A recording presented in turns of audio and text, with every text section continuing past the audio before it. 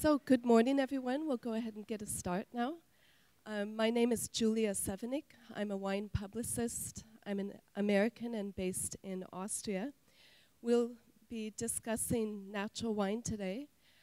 We have four very well-known international panelists today who will each say something about natural wine. They'll have a short presentation.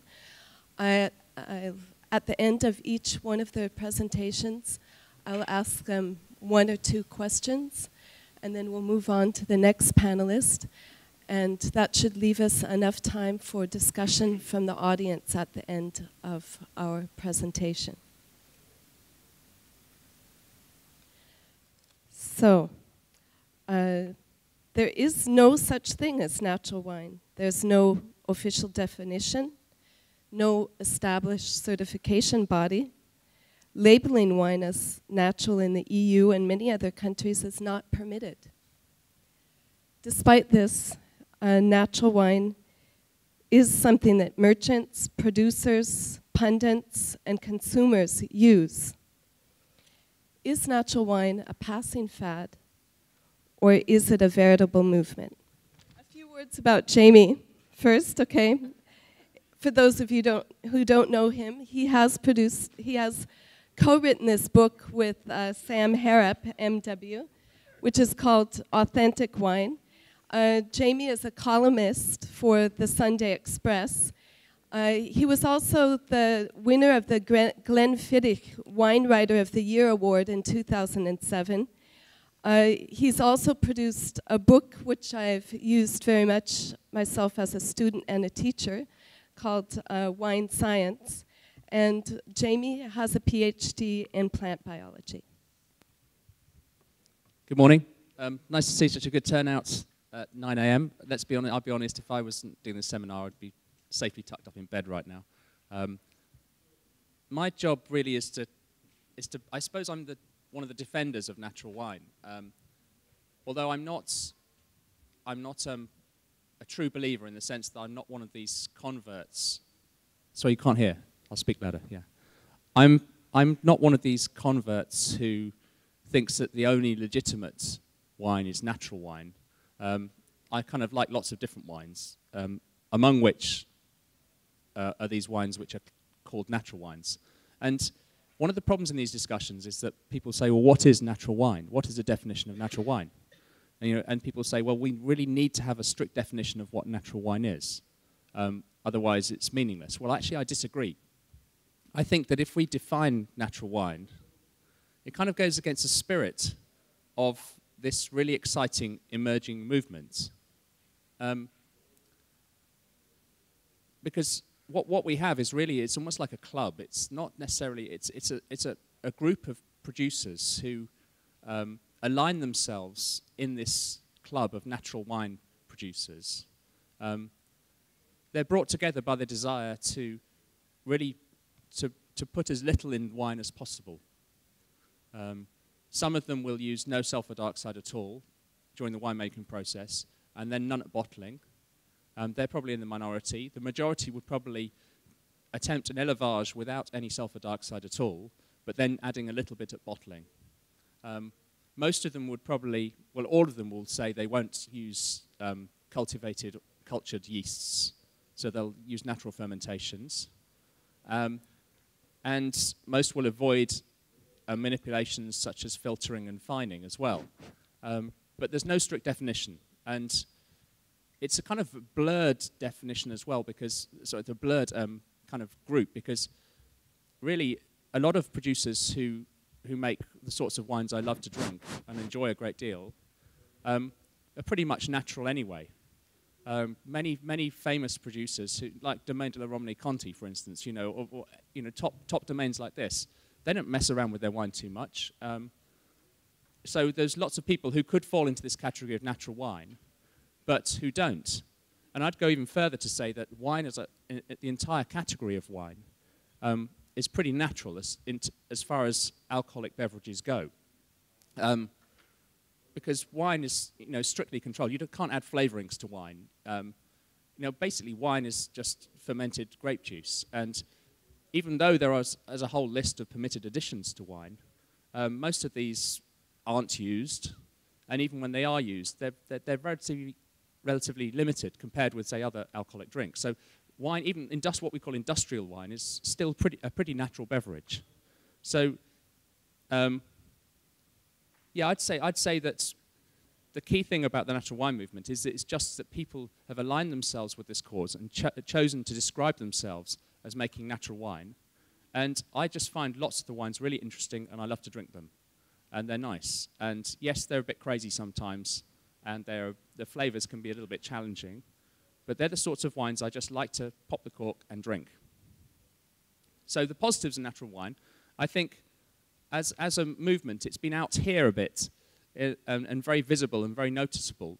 But it's a kind of marker which has really helped the rest of the whole wine trade think a little bit about issues concerning naturalness. And one of the things the natural wine movement has done is it's kind of brought this lens, this focus on terroir and diversity, and the sort of diversity that comes from the expression of terroir. And that's a really healthy thing. It's a really good thing. I think they're interesting wines. They've got personality. They may have challenging flavors, but they're different. And you know, it's a niche, and it may be quite a tiny niche and not all that relevant to most consumers. But I just find it really interesting. And I think that the natural wine movement has influenced the whole mainstream wine for the better. There are some negatives, though.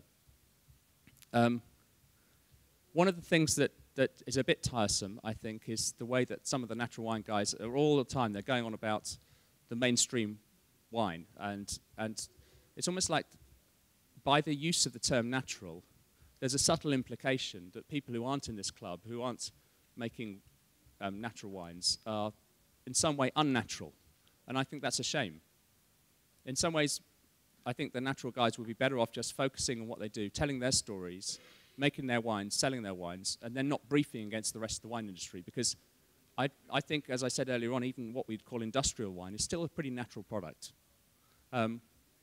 I think the other thing is that it's quite process-focused, and this is one of the reasons I don't think we need to come up with a definition for natural wine, because it's almost as if people are so obsessed by what's not being added to the wine, the process of making wine, that sometimes they lose sight of the actual final wine itself.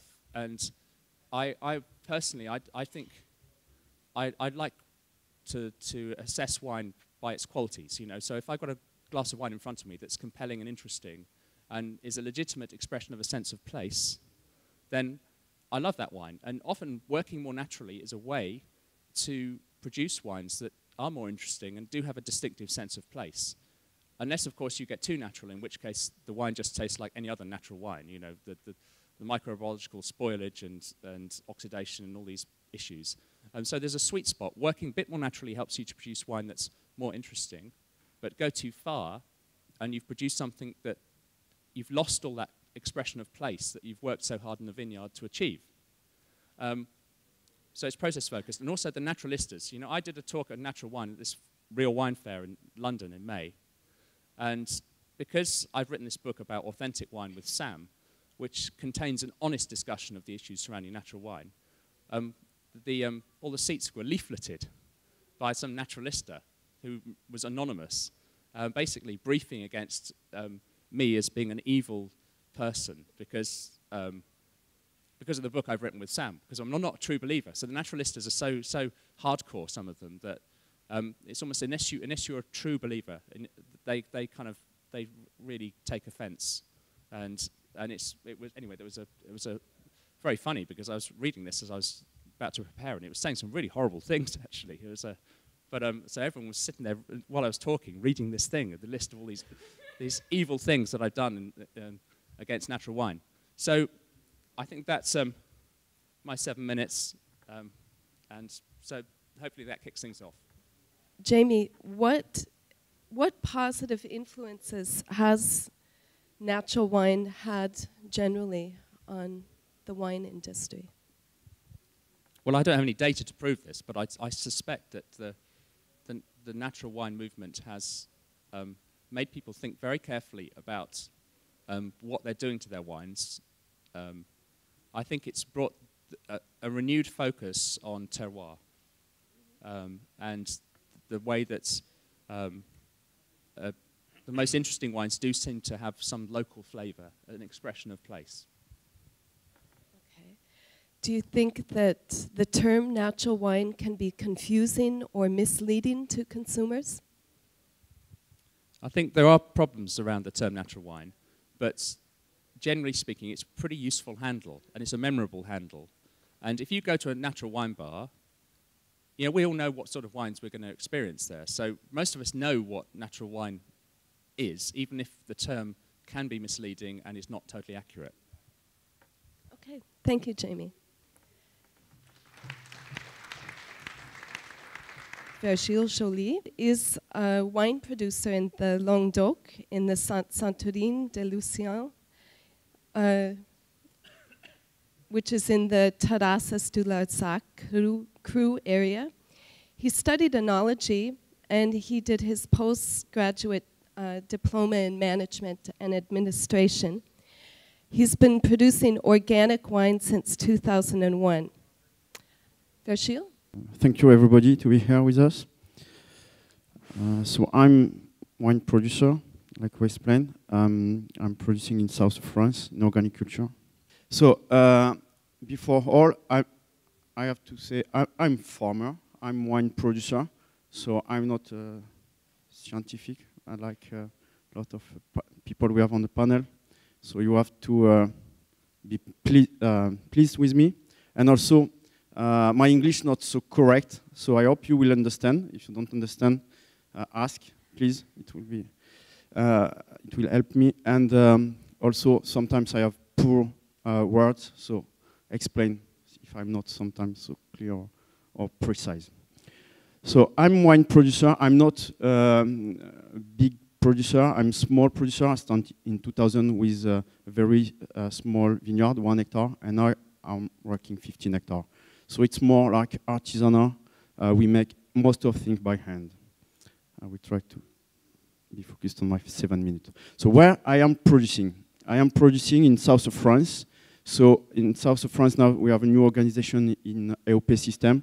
So the general operation is Languedoc, between Perpignan and Nîmes.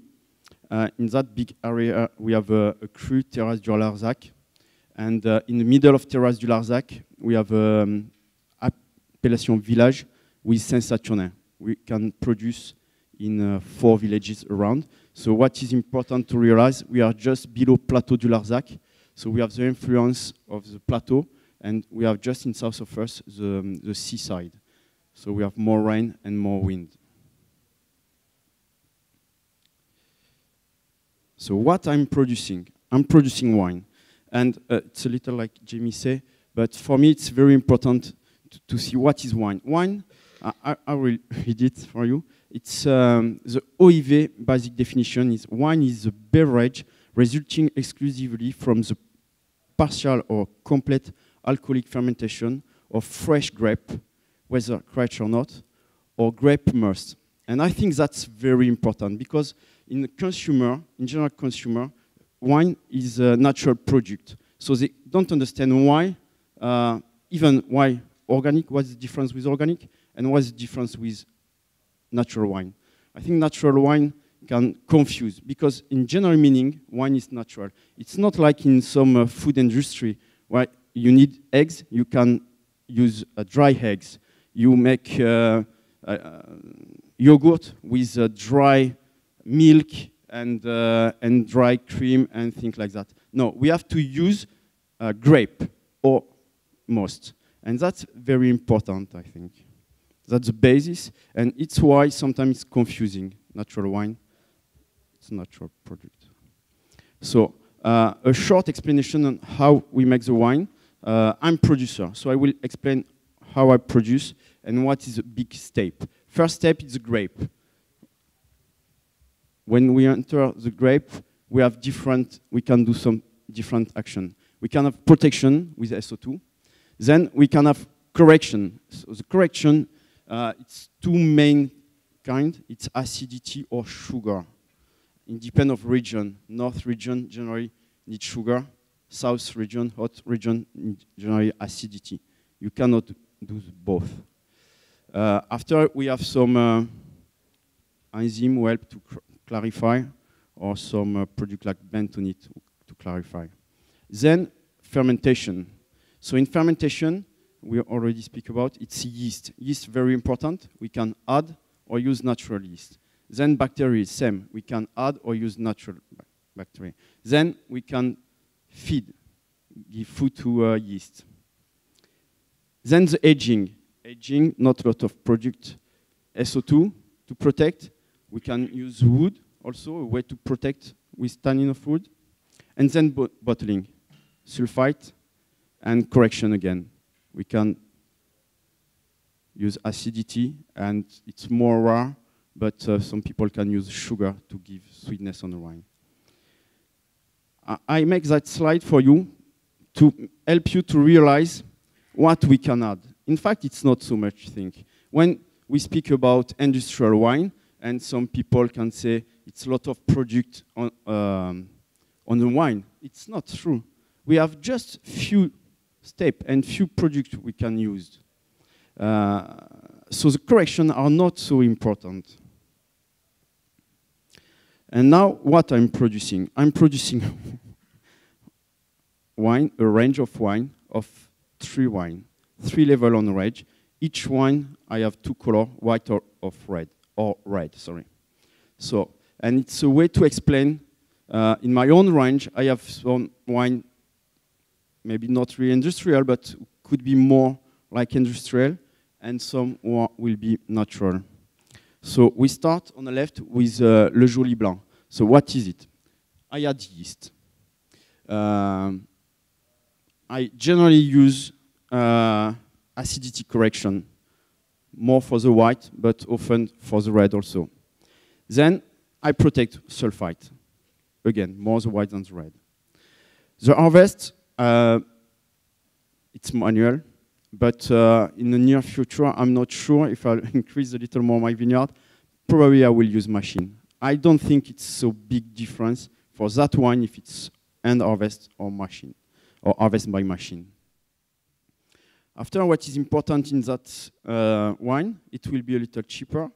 So we use yield, the maximum yield we are able to produce. So it's AOP yield. It's a bigger yield. Then the other cuvée, it's Saturn. So that's start to be natural because it's natural yeast. So the acidity correction is very rare. Most of the time we don't use it, but we can use it. We authorize ourselves. Then SO2 protection. Here, for me, it's important, and harvest. And something also very important, we have low yield, around 20-25% less than AOP yield. That means we have a better concentration and a better expression of the terroir aroma from the fruit and from the yeast. And then the top wine. So here, it's less introduction, and we are focused on high quality. It's handmade product. So it's natural yeast. We don't make acidity correction. Okay, it's 7 minutes. No, yes, in total, so I will go faster. So very low SO2 protection, generally just at the end of during the aging. It's end harvest. It's we make a selection, end selection on the cellar. It's end press, and it's 40 less percent in the yield for AOP.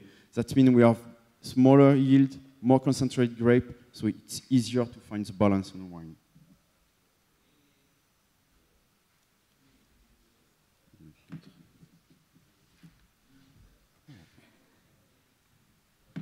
We cannot see the photo. So for me, what is a natural wine in my range? It's expensive because, like I explained, no additive. So natural yeast, we have to care more the fermentation. low yield, lot of end work. Also, we ferment in smaller tank, so it's very more expensive to produce. After, one of the problem with, I'm afraid, it's the protection for the transport. I need to sell wine, and I want people who drink my bottle enjoy it. And I'm afraid if the wine have a problem on the way, and sulfite, it's a way to protect the wine and help when you transport it. So for me, it's very important. For natural wine, I think it's something very difficult to talk about because, I present you before, I think wine is natural product, even when we say industrial wine. So for me, it's disturbing people to speak about natural wine. It's too confusing, and it's no rules. When I'm certified in organic culture, and I like it, and I can't say it very safely because I have a certification. It's easy to speak and to say I do that or that, but when you have certification, somebody say yes, he do it, and he do it by that way, and I think that's important. So in natural wine, we don't have that. It's club, generally some different idea behind. Then about transport, it's my bank manager who very don't like natural wine, and I will finish. So, like I think wine is natural, and what's very important, it's I think the wine is made by work and not by ideas. So philosophy and all that thing, it's very important when you are a wine lover and you are a specialist and you are interested on. But I think first you have to work and then you can add philosophy, not ideas, and after the work. And to finish, I think wine is a fashion product. Natural wine, it's a way of a fashion idea, and it's a luxury product. Okay. Thank you. Thank you, Virgile. I have just one short question. It was interesting to see that from the increasing quality of your product range, the less additives are in your wine. And for your top line, it's most minimum intervention. Must you manipulate the wines more physically with less additives? Yes, we use a smaller tank who help to have a bigger intervention. And for example, we have problem in south of France generally with acidity. So if I don't want to use correction acidity, and I want to make a well-balanced wine. Balance on wine is very important. So how I did it? For example, the Grenache, I let it well matured, so it will bring on the wine softness and sweetness and body on the wine. And I will harvest, so it's low acidity and a lot of sugar. And I will harvest, for example, the Syrah earlier. Earlier, the Syrah is very fruity, a little more aggressive tannin, but a lot of acidity. So when I blend Syrah and Grenache, I have a wine balanced. One bring me the sugar and softness, and the other one bring me the acidity. So that's very more, like I say, it's work. I have to care very the date of harvest to select and to pick at the right moment, because I will not have choose to correct acidity or sugar. So it's my grape who bring me that, and the blending of grape will help me. Okay. So the quality of the grapes is very, very important for if you want to do minimal intervention. Yes. Okay, good. Thank you.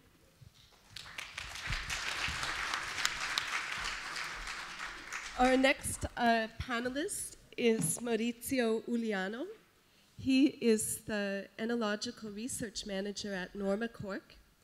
He was also the lead scientist for a big project that they did at the Australian Wine Research Institute on oxygen management.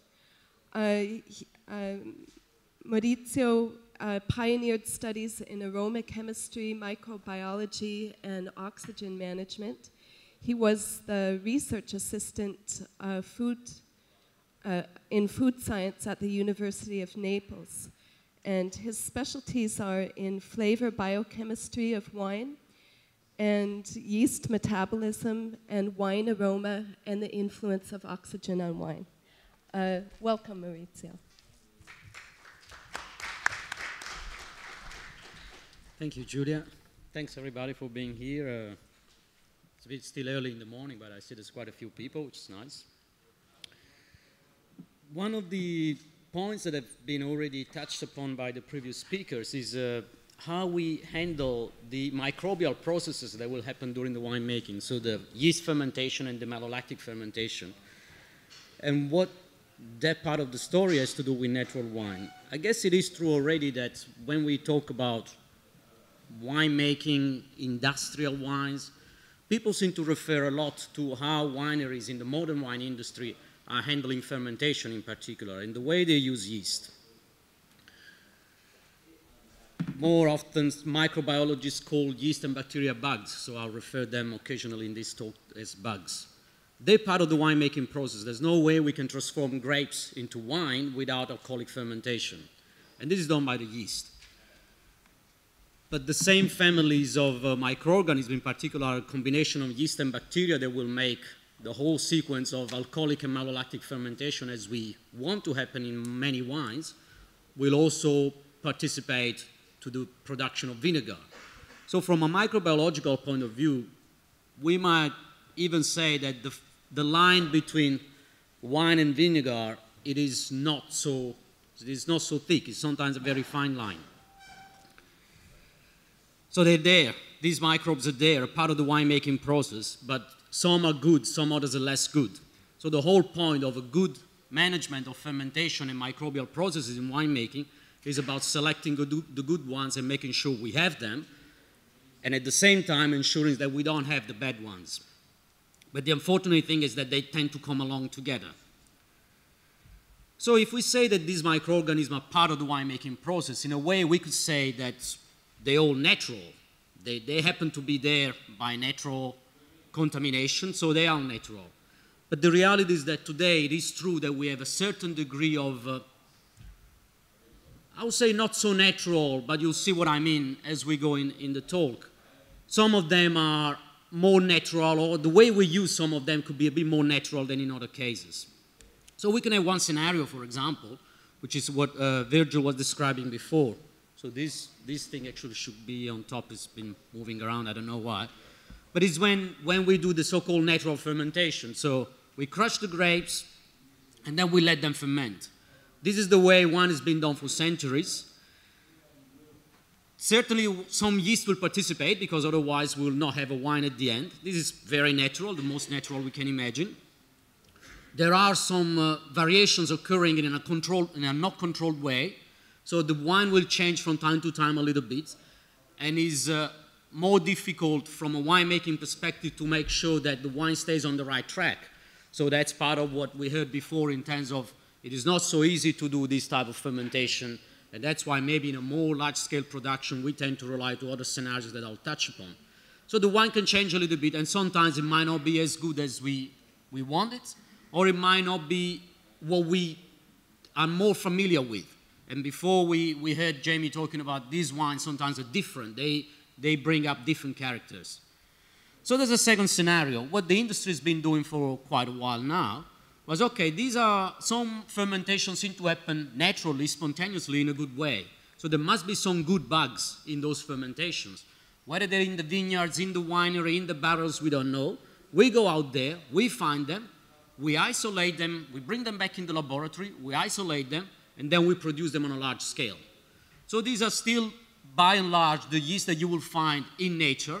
They're taken up at an industrial level, and they're resold to the winemakers as active dry yeast, the powder that you know. That powder only contains the yeast, or mostly contains the yeast, plus some additives that are used during the winemaking process, the production process.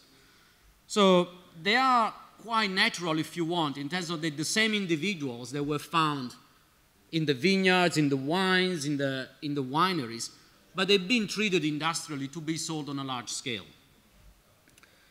The advantage of this approach is that most likely you'll be able to introduce some consistency in your product. Now, how good is to introduce a certain consistency? That's a matter of debate as well. We lose a little bit of that variability. There's also a problem of taking a yeast that has been isolated in South Africa and using it in the north of France. That might not contribute a lot to that terroir factor that we spoke about, but certainly it has some advantages. There's a third scenario. The yeast that we know today, if we go in a vineyard and isolate some yeast, we will find some species that come from the breeding, natural breeding. So yeast cross each other, they mix together, they change as humans, as any other living organism do. Plants do, microorganisms do, everybody does that. So that happens naturally, but it takes a long time. So what can be done today in laboratory, we take this yeast, but we make them to spend some time together. We force them in the laboratory. It's not genetically modifying them. We just let them know each other. And what happens is that we will have, at some point, another yeast that comes from the natural combination of these two. And then we will take this new yeast, and we will produce it on an industrial scale. So there's a level of natural in this because we're trying to replicate at a higher speed what happens in nature. But people in the laboratory will tend to do this in a smart way, so they just don't take two yeasts randomly. They take one yeast that has some nice characters, another yeast that has some other nice characters that we want. So, for example, one ferments fast and one gives nice aromas, and they let them know each other, and the babies that are going to be born, they will be capable of fermenting fast and produce nice aromas. So it's what happens in nature, but it's made in the laboratory. There is a fourth scenario, and probably that's where we have to wonder a bit more if we really need this, is genetically modifying a yeast. So we take a yeast that ferments fast, we like that character, but we also want this yeast to make nice aromas. We stick our fingers in the yeast and we make it happen. So it's, as you see, probably a bit less natural. And we might have to ask whether we need that, given that there is already a lot of these microorganisms around with these characters. So if there is so many, why we got to the point of using this commercial yeast instead of letting the natural fermentation happen? Because, as we heard a little bit before, it's much more difficult to handle a winemaking process in the way we want if we don't get the assistance of these little selected microorganisms. And we will see situations of stuck fermentation, so the process of transforming the grapes into wine doesn't quite happen.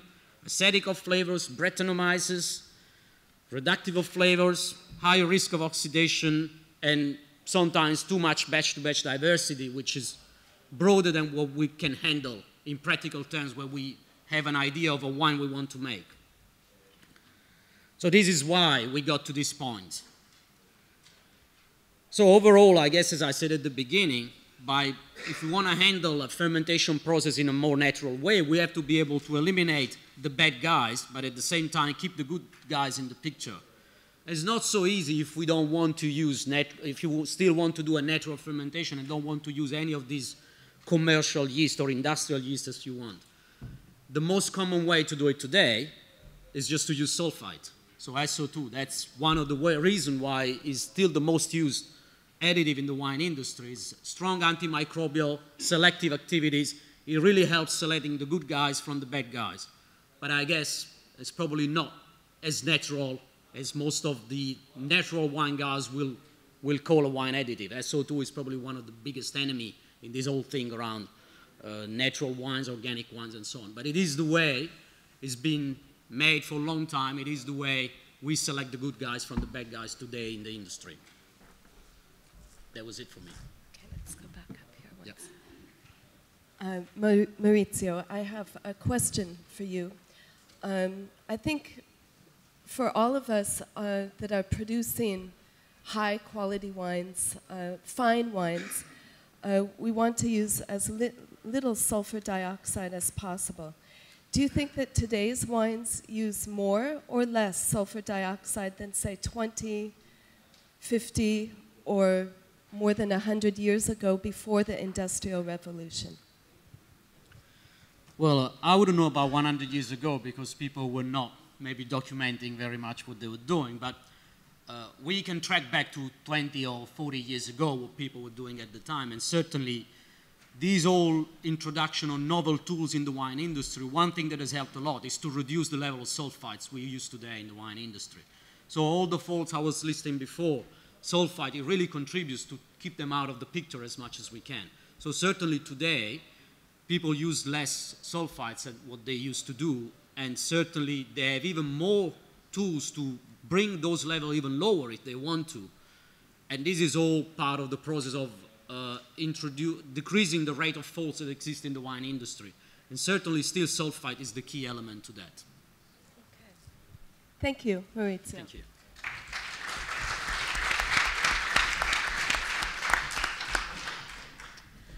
Our next panelist today is Robert Joseph. Robert Joseph wears many hats in the wine industry. He is involved in wine production and has a line of organic wines. He's the editor-at-large for Meine Wine Business International. He was also the creator of the International Wine Challenge competition in London.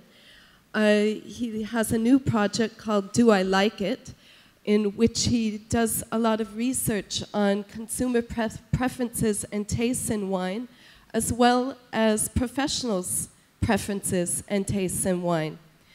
His specialties are wine evaluation, the creation of wine brands, publishing, event organization, and industry analysis. Does any of you know what free jazz is? Hands up. How many of you like it? Not so many.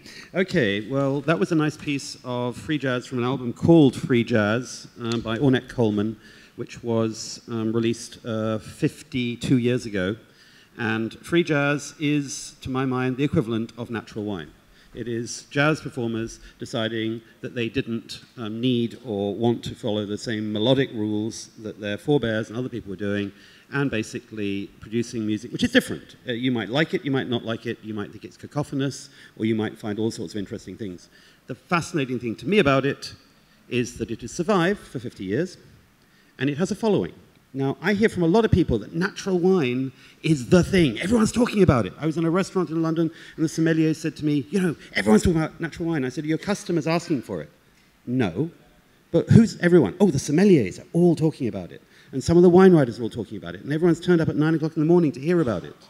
So this is a digital communicators conference, so I did the thing that digital communicators are supposed to do. I went onto Twitter and I found out how many people were talking about natural wine in the last day or two. And yesterday it was 18, including people talking about this and advertising natural wine events in their shops and so on. Actually, the number is very similar to the number of people that were talking about free jazz yesterday. So that gives you an idea of where we are.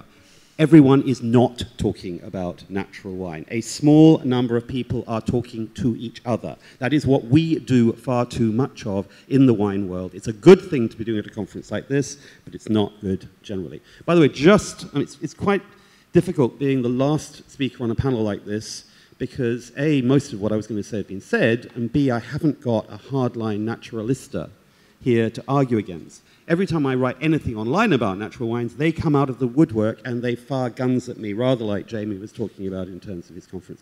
But anyway, I'm going to talk a little bit about the term. Now, today I just thought I wear many hats, but I've got a special T-shirt for the day. Can you see it? Honest. I am not for a second suggesting that my fellow panelists are not honest. I'm just saying that I'm honest. Okay. I'm going to flash through the slides. These are not, this is the older thing. Basically, this is what people say. Conventional wines taste the same, few manufactured flavors. Well, no, they don't. And it's going to define conventional flavors. My friends here have already said Romanée Conti is not a conventional wine, or is it a conventional wine? It's not a natural wine, apparently. So these are a few of my favorite unnatural wines, including a couple that I'm involved in. These are all things that don't exist. Natural wine, the Tooth Fairy, and Father Christmas. The term itself is creepy. Because, let's go back at this, we're going to actually find, this is not the... If you actually look up natural wine, natural flavor is the stuff they put into those crisps. Natural flavor is made out of all sorts of stuff. I would not want to call anything natural when I think of what some of the other people out there are calling natural. Just go and look around your supermarket. And this is the other point that I'm going to make. Very crucial point as far as I'm concerned. All this talk about terroir.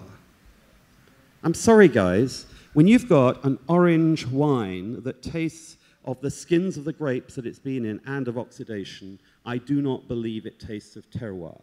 I bought a bottle of Chablis Monte de Tonnerre with me the other evening to the BYO. I think it tastes of Chablis, and I think it tastes of the vineyard it came from, and it's got a bit of sulfur in it. I tasted a very interesting Vino de Madrid from Vinos Ambis, and it's a very interesting wine. It does not taste of place as far as I'm concerned. It tastes of the way that it is made.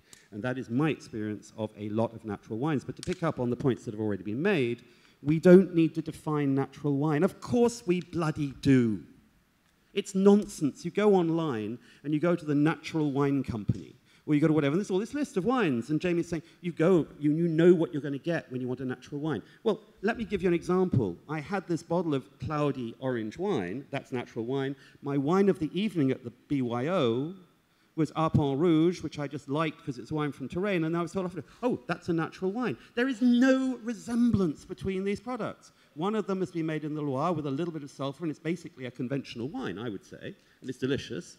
The other is free jazz. It's eccentric. They are not related, and I, as a consumer, find that confusing, and if I find it consuming, I think that's something a little bit more true for consumers. Then we have this thing about people like these funky flavors. We celebrate unpasteurized stinky époisse for its uniqueness, fresh apple juice for its cloudiness. It's Isabelle Legeron, who's one of the supporters of natural wine. Actually, most people don't celebrate époisse.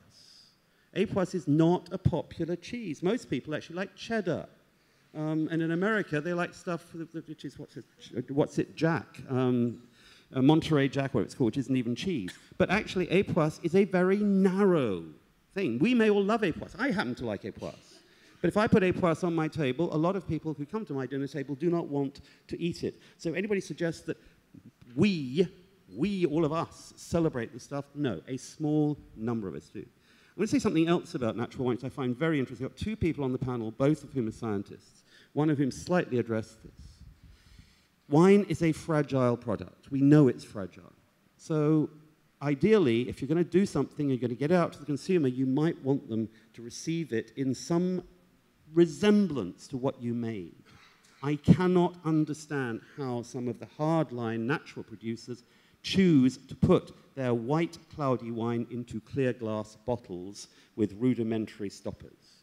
I presume this is in order for them to oxidize a bit more and to become a bit more orange and a bit more cloudy in the shops so that consumers know what they're going to get. But to me, doing this, and it's actually Frank Cornelissen Contadino, one of the, again, the poster kids of the organic movement, of the natural movement. This is a wine, a cloudy red wine in a clear glass bottle that fell apart in front of my very eyes. It was like watching, it was a 3-year-old wine. It was like watching a child die. It was sad. I don't mind my bottle of 1945 Bordeaux falling apart. I do mind a young wine falling apart because it has been unprotected. Now, that's the other thing. Actually protecting wine. This is something we have always done. The Romans, the Greeks, we've always done stuff to keep wine actually drinkable and appealing. They used all that stuff. We now use sugar, acid, water, sulfur, as Virgile was just saying. But it's treated as though making wine taste nice is a bad thing. It's industrial. It's wrong. What we want is to give people the flavor of Brettanomyces, of vinegar, of what God knows what other bugs there are, because that is the flavor of the terroir. Well, as far as I'm concerned, it isn't. What I love is the flavor of the wine, and great winemakers since the dawn of time have actually done their very best to, as actually we've just heard, combat all the enemies of wine. And as far as I'm concerned, the hardline naturalistas, and by the way, they don't like being a group, but there's an association of them, there are companies, and if you're online, there's lots and lots of groups, and they hate being treated as being enemies of wine. As far as I'm concerned, they will still exist in 50 years' time like free jazz. I don't listen to a lot of free jazz. I don't think I'll be drinking a lot of hardline natural wine. So, thank you, Robert. I think it's clear what your opinion is. I came on last. I think that I'll actually turn it over now to the audience to answer, to give us a few questions. There's a very prominent one there. Blake? You know, I was promised a debate. If you'll forgive me for the American political analogy, but I've just listened to 5 Obama supporters talking about Mitt Romney's policies. And I'm not going to say I disagree with you guys. I'm not Alice Fearing.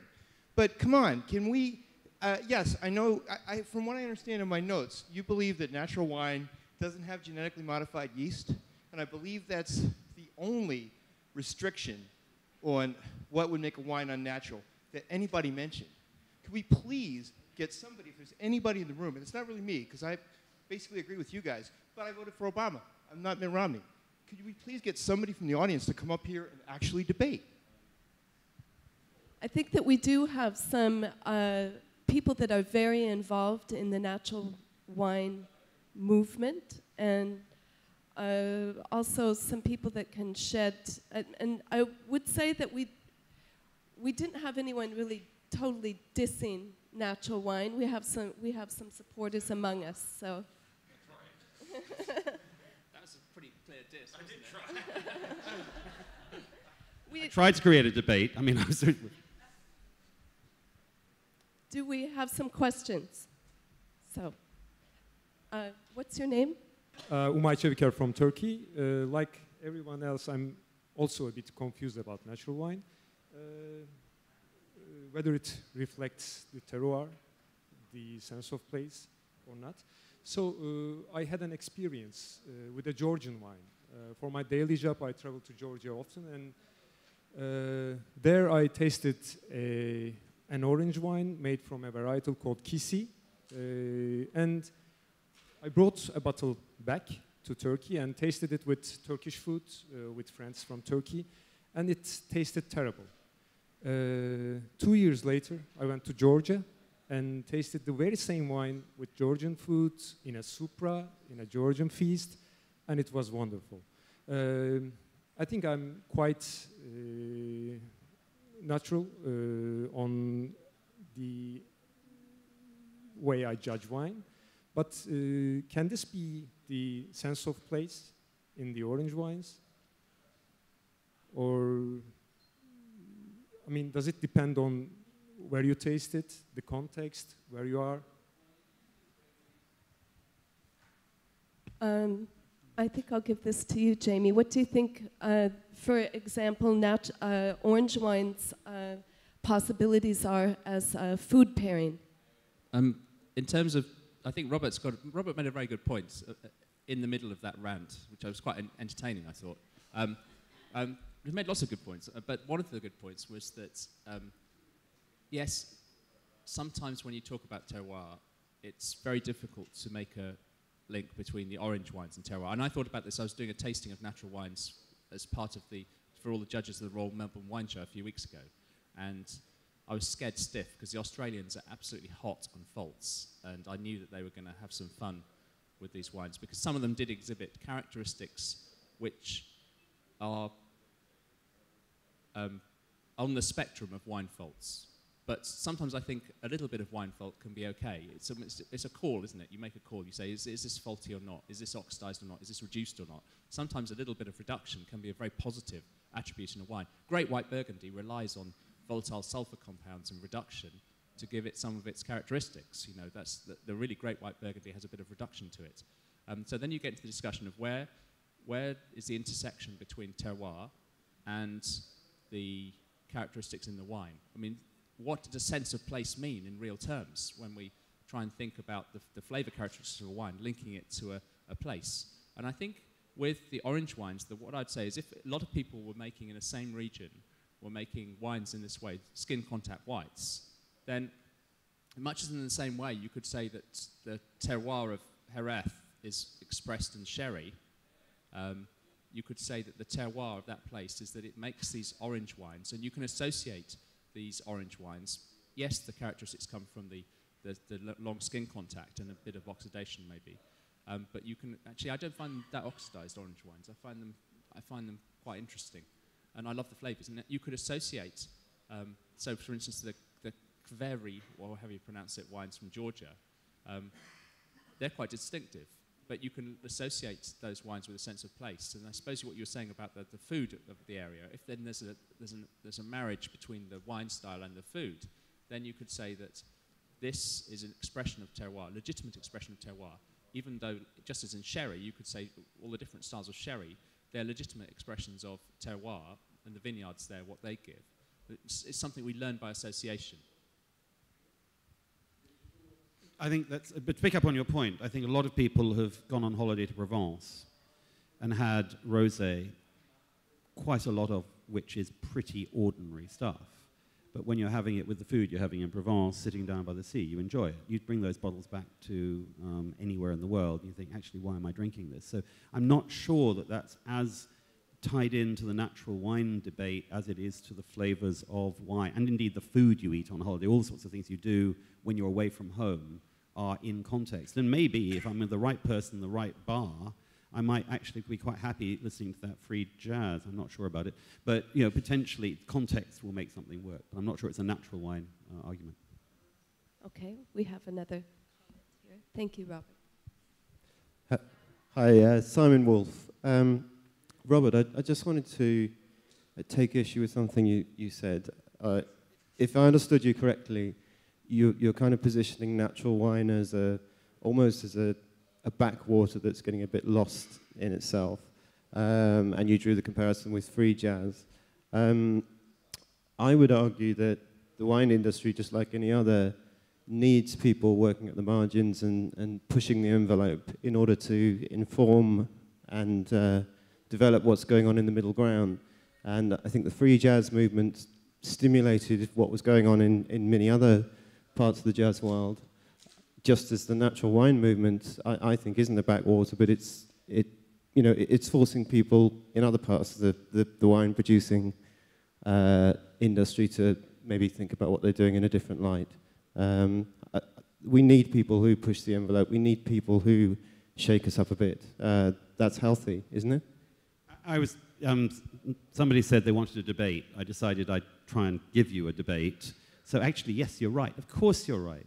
But when you say the slight thing I'm going to take issue with you on is what natural wines are. That delicious Arpent Rouge isn't pushing the envelope at all, particularly. It's just a delicious wine, which has been co-opted by the naturalistas as being a natural wine.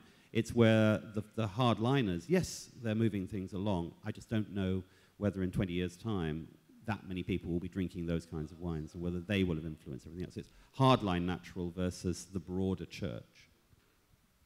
So Alder Yarrow, San Francisco. So I want to make a couple different points. So one, I completely agree with Blake.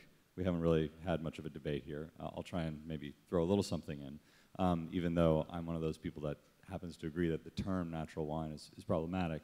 The first thing I want to say is, though, don't pick on orange wines, because an orange wine is not by definition a natural wine. And in fact, there are many great examples of orange wines that are in fact made with sulfur and don't conform to any of the philosophies of natural winemaking whatsoever. So it's bad to associate the two or to use one as a stand-in for another. I also happen to think that they do express terroir in the same way that Barolo Chinato expresses terroir. It's a very specific style that comes from a very specific place, and it has its role in an overall culture, cuisine, etc., especially if we're talking about Georgian wine. So leaving that aside for a moment, it's interesting that we had a French winemaker up here telling us the things that can be added and done to wine, when in fact the restrictions under which he operates, if he's abiding by the law in France, are very narrow compared to what can be done throughout the rest of the world. And indeed, what most of the natural winemakers would argue is that there are all sorts of very horrible things done that don't appear on his list at all that happen to wine all the time. Everything from concentrated grape must to reverse osmosis to the addition of all sorts of other stabilizers, chemicals, and things that don't fall in the nice innocuous sounding categories like yeast, nutrients, and tartaric acid and sugar, which of course are relatively natural products in and of themselves. But there is an awful lot of very industrial kind of winemaking techniques that happen in the United States, and certainly in a lot of developing countries in the world who are really interested in making massive amounts of wine resembling beverage as opposed to wine itself. And I think these are the things that the natural wine movement in a way sets itself up against, not against the Chapoutiers of the world or the people who are making, as you say, relatively natural wine already. And so I think it's just important to represent that if we're going to talk about where the philosophy of natural winemaking comes, it's not from holding up DRC as an example of evil or holding up, you know, any reasonably small production conventional quote-unquote wine as evil. It's looking at what Ian J. Gallo does by the, you know, hundreds of millions of gallons in the Central Valley of California, or, you know, the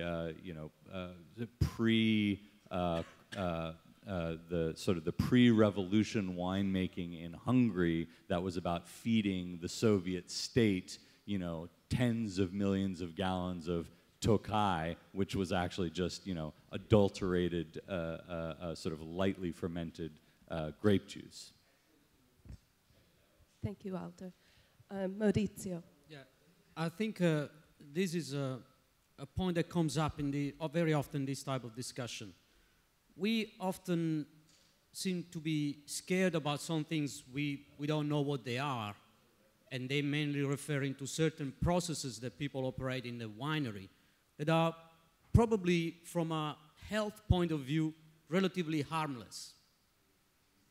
Reverse osmosis, I know the name might sound a bit scary, but I can tell you from a health point of view, for example, it can do a lot less damage than the traditional way of stabilizing, clarifying a wine with egg white, because we know that there are people out there that are allergic to egg. And most people would consider this incredibly natural. It's what has been done for centuries in the industry. Or with fish products, people would consider this very natural because it's fish is not something with a crazy chemical name. But people can have very serious allergic reactions to these practices. So I think it is fair to say that there are things that are done in the industry that are very industrial, but it doesn't have to be that by default these things could be harmful or negative, or we have to fight against them just because we don't know what they are. Certainly they're industrial, but there are other not industrial practices in the industry that I can tell you from a health point of view are certainly something to watch very carefully, much more carefully than other things like concentrating grape must or doing reverse osmosis or doing other things. You know, thermal treatment of the wines is pretty fine. It's not very good for wine quality, but from a health perspective, there's nothing wrong with it. It's just with the same thing you do on milk, to stabilize milk. We drink milk every day. We don't worry if the milk has been thermally treated or not.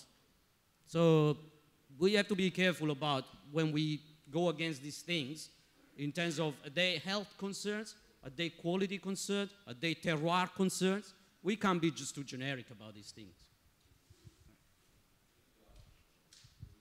Yes, I will speak a little in continuation of Maurizio.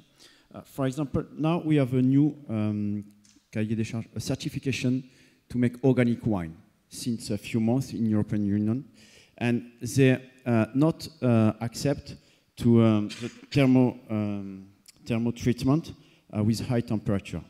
And it's one example, it's the same idea. Why? Because some of the idea, that technique, it's more industrial technique. But what is it? You hot the grape, and then you cool it down with pressure. So you kill all what is alive on a wine, and you take the color of the most of the juice, and then you can make the fermentation. But that's a very, very good way to reduce sulfite on a wine. So, okay, it's more industrial, but at the end, it will help you to have more sulfite on the wine, and it's a little like organic system.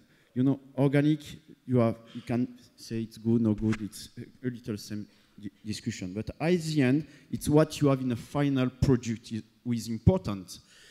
In a kind of more industrial wine, could be organic, you will not have eggs, you will not have products from fish, or even before we was using gelatin, blood of bull, and you can have low sulfite easily.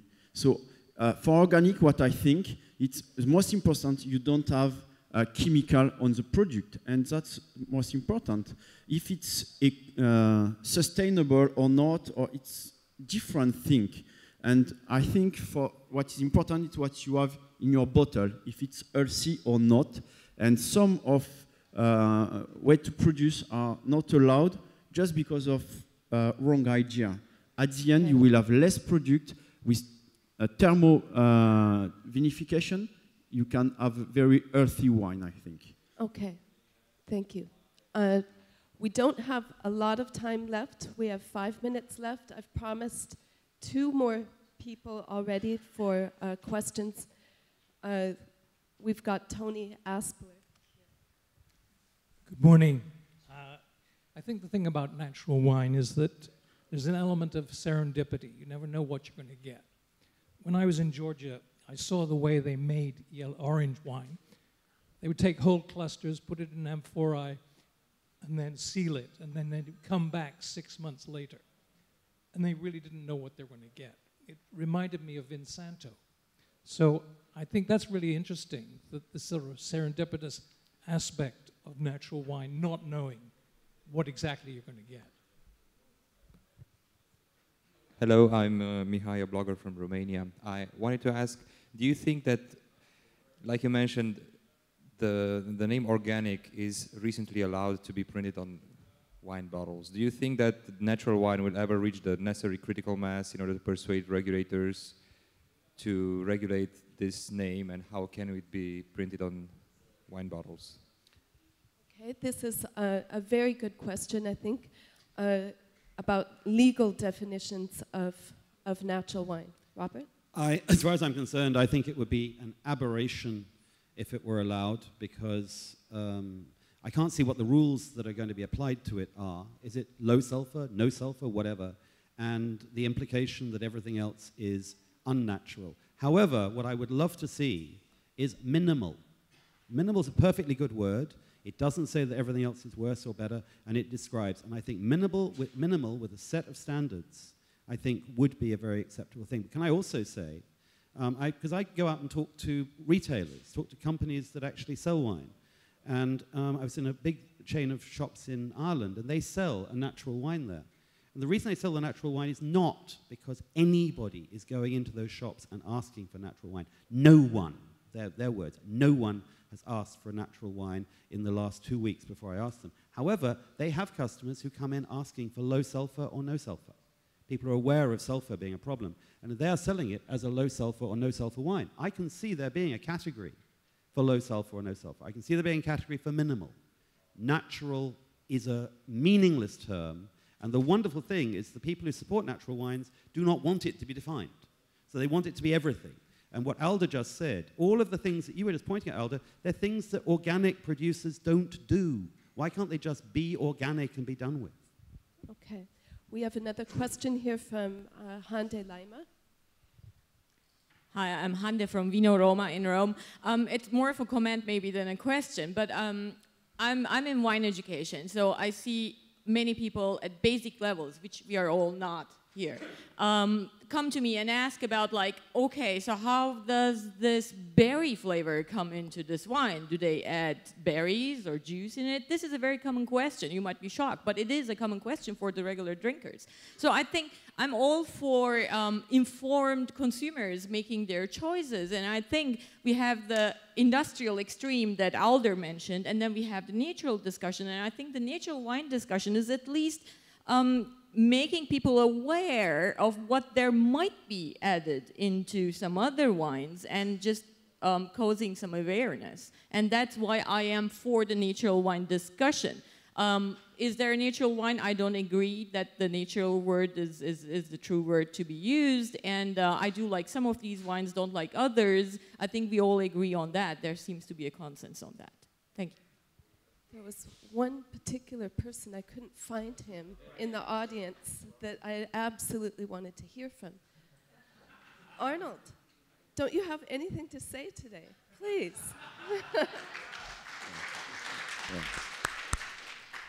This is to Robert. Americans don't eat just jack cheese. I'm sure that that's true. So here's my perspective is not from the winemaking perspective, is from the market perspective. And the market, at least in North America or in New York where I live, is not at all confused. It doesn't really require a definition. And I think, you know, I think what's happening from my perspective is that the world has changed. And to what you said, Virgile, that maybe it takes work to make wine, but people don't just buy products, they do buy ideas. And I think one of the changes that has happened in the world, along with consciousness of health and consciousness of how things are happening, is that people do want a connection between how things are made.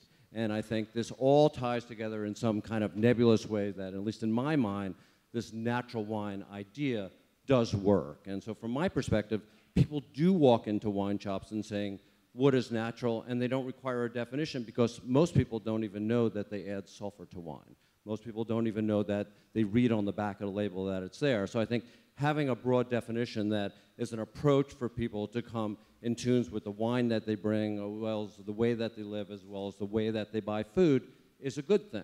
And I also believe that the internet not only has provided the information, but it's also provided the market structures to allow little people, whether you call them artisanal or natural, whatever, around the world, to find a market for these little products, for uniqueness becoming, in some ways, kind of a new way of perfection, for a market to embrace things that are different from each other. So from a wine perspective, I think there's all sorts of things you can discuss. From a market perspective, the term is really alive and well and doing really well without a definition from a consumer point of view, at least in North America. Since that was addressed to me, I'd like to answer it, but I'd like to ask Hendo as well. And to me, this is my final line on. What you said to me encapsulated everything that is wrong with this debate, which is people want to know about whether people put raspberries in wine that tastes raspberry-ish. So telling them that this wine is natural tells them that it doesn't have raspberries in it. But if all the other people haven't signed up to the natural wine movement, the implication is that there might be raspberries in their wine. Raspberries are not legally...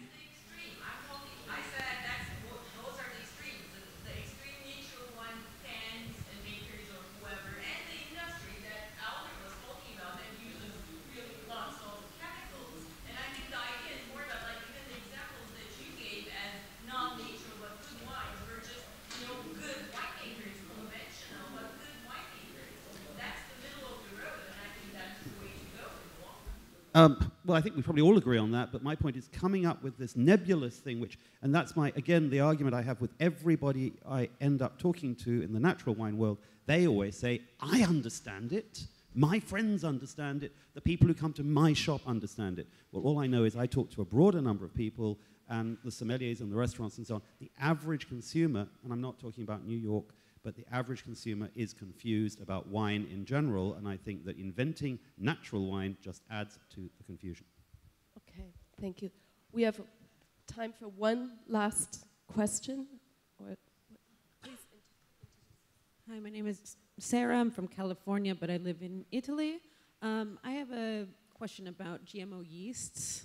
One of the reasons I'm concerned and interested in natural wines is because I'm very concerned in general in the world about GMO products in what we eat and drink. One thing I'm concerned about is the long-term effects in nature. So if winemakers are using GMO yeasts in their winemaking, is there an issue with cross-contamination in the natural world? And secondly, what would be the long-term effects on the environment with GMO yeasts and overall human health in the long run? I mean, are there studies done on this? I mean, it is a huge concern for a lot of people. some people might be from California. They did not pass a law where GMO products need to be labeled. I think that's problematic. So if anybody could answer that, that would be great. I'll try to address that a little bit. There aren't long-term studies because these organisms haven't been around long enough for us to really study them. There is obviously a risk of contamination in the environment in that once these organisms are out there, they will colonize the environments where they live, just as any other microorganism will do. There is, by the way, the same level of risk, if you want, when we buy an active dry yeast that has been isolated in South Africa, as I was saying, and we use in the north of France. We might find out 5 years after that the winery that has been using is now completely colonized by the yeast. And so that the original microflora that was at the time in the winery doesn't exist anymore because their yeast has taken over. That might or might not be the case because it depends on a lot of factors. But in principle, that scenario could well exist. So there will be an argument in that sense, at least in that we're losing a component of terroir, of regionality, if you want, because we're bringing an external living organism in that environment, and that living organism becomes part of that environment, but would have hardly ever made it there in that environment if we didn't bring it ourselves. You could also argue humans are part of the planet. We're not separate from everything that happens around us. So whether it's a problem, it's an issue, or it's just the way things happen, it's also a matter of debate. There aren't also very many studies from a health perspective regarding GM yeast that might be used in the wine. So we don't know if that could be a health concern as well. In theory, it should not be, because we're not introducing genes that we take from a bear and we put it in a yeast. People are normally taking genes from a yeast and putting it in another yeast. So that should be okay, but nobody is really investigated, and there hasn't been enough time to really unravel this. So we might well find out that something went wrong, but today we don't know really. My point is mainly that we have to wonder if we need this yeast, the GM yeast in particular, because as I said, there's so much selection. There's probably more than 100 different yeasts available already on the market, plus all the ones that if you just let the grapes ferment will take over and will give you a good wine. So do we really need to push it that far? Probably not. The other point is that, and I guess I'm catching up on a few comments that have been made regarding serendipity, about the whole movement around certain types of natural wines, the whole thing of pushing the envelopes. It's been quite important for people in the industry to start asking themselves, why are we going in this direction when consumers or this type of movements have started to catch attention? So people say, why should I use this type of yeast, for example? Why should I even not let things happen as they are? Why are we going in this direction? So certainly it's been very important from the way the industry is producing additives for wine, including yeast. The fact that now we have consumers paying attention to this, we have journalists talking about it. Sometimes it goes a bit too far. I agree that we start criminalizing things that are just ordinary winemaking practices. But it's been good to have these for people interrogating themselves. And I can tell you that today there is a lot less debate and there are a lot less people in the wine science community promoting research around GM yeast, for example. People are starting to lose interest in it because they feel like it's maybe not commercially as interesting as it used to be. Maybe there's already enough around. Okay. I can respond. Unfortunately, we don't have any time left. We have to clean up the room and give everyone a break. I think that whether we call it minimal intervention wine or natural wine, it can be a very positive thing, especially if it brings about transparency for the consumer. We don't have ingredient labeling on wine yet. I think that this could be something that could possibly offer more transparency and less confusion for the consumer. Thank you, everyone, for your participation.